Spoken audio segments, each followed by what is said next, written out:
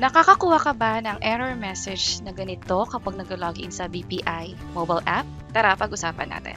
By the way, kung first time mo sa channel natin at gusto mo pa ng mga online tutorial videos katulad nito, please click the subscribe button.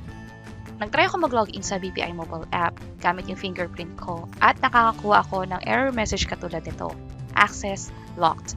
Tinry ko din mag-login gamit yung username at password, ganun pa din, access locked pa rin at walang option na i-reset or i-unlock to. Pag ganito rin yung na-encounter ninyo, mas maganda na tumawag mismo sa BPI, katulad ng nakalagay dito. Tumawag ako sa 8891-0000. Pwede rin naman kayo tumawag sa toll-free number nila kung sakaling outside Metro Manila. At kung tumawag ako na confirm na for deactivation yung BPI online account ko, which is yun yung ginagamit ko para ma-access yung BPI mobile app. So kapag ganon, ang gagawin ay yung next step na, which is i-deactivate na yung mismo BPI online account. At eventually, mula sa ganitong error na access locked, magiging account not yet activated na kapag tinry nyo ulit mag-login.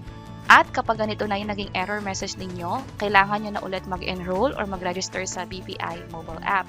Or pwede rin naman sa website nila, that's bpi.com.ph, at i-click itong login. Mula dito, pwede na mag-register. Click lang tong register now. Click lang to I understand at piliin yung account niyo or yung product sa BPI. Sa akin, yung ATM, that's why pinili ko deposit account. Nilagay ko lang dito yung account number at yung birthday at nag-proceed na sa step 2 at step 3, which is nagbigay lang ako ng bagong username. Iba na to sa username ko dati at nag-provide din ako ng iba pang email address. Hindi ko na pwedeng magamit yung dating email address na nakalink sa luma kong BPI online account. Which is ganito yung hihingin sa inyo. Username, password, at yung email address katulad ng nasabi natin kanina. After i-check itong terms and conditions, pwede na mag-proceed sa next step by clicking submit. At sa verification, yung third step, ganito naman yung may encounter ninyo. Magpapadala ng OTP doon sa phone number na nakalink sa BPI. At kung may question kayo na bakit nagkaroon ako ng error message na katulad nito, yung access lock, pwede nyo kasing ipa-delete yung account ninyo o yung BPI online banking.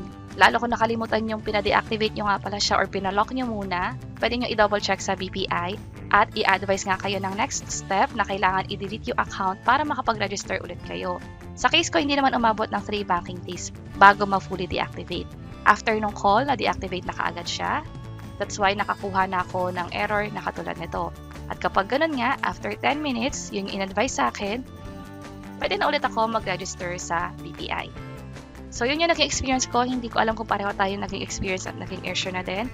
But then, kapag nakakakita kayo ng error na access locked at hindi nyo na ma-reset yung password, hindi nyo ma-unlock on your end, tumawag lang sa BPI para ma-double check yung issue at kung ano yung dapat gawin para ma-access nyo ulit yung BPI online account niyo. And that's it. Sana nakatulong tong video na to. Kung oo, pakiclick ang like button. At para sa iba't ibang mga tutorial videos, pwede nyong i-check itong nasa baba. Sana makatulong and see you sa mga next videos. Bye-bye!